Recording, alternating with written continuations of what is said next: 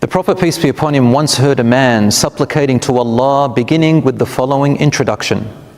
He said, Allahumma inni as'aluka bi-anni ashhadu annaka anta Allah, la ilaha illa anta, al-ahad, as-samad, alladhi lam yalid, walam yulad, walam yakul lahu kufuwan ahad.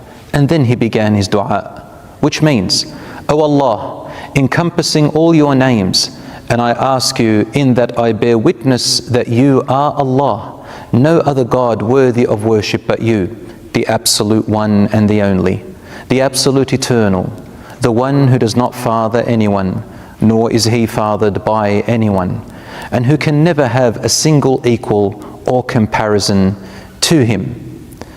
Upon this, the Prophet, peace be upon him, exclaimed, by the one in whose hand is my soul, he has actually asked by the greatest name of Allah, that if anyone supplicates with it, he responds, and if anyone asks with it, Allah gives.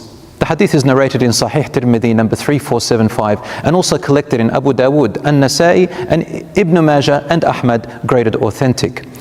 Now the scholars differed in what this greatest name the Prophet, peace be upon him, was referring to really is. But the closest opinion most scholars elected is that it is none other than his name, Allah. This is because his name, Allah, carries within its meanings all of his names and attributes, and the complete meaning of absolute monotheism and oneness of Allah in worship and his lordship. The only difference here was that the man expressed the eloquent words which proved that he understood exactly what the name of Allah entails.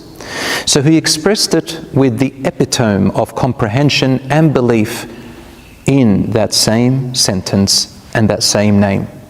Anyone who supplicates to Allah with Allah's name, Allah, while believing and comprehending it in the same way as this companion did, and says it in the way he said it, would have said the greatest name of Allah.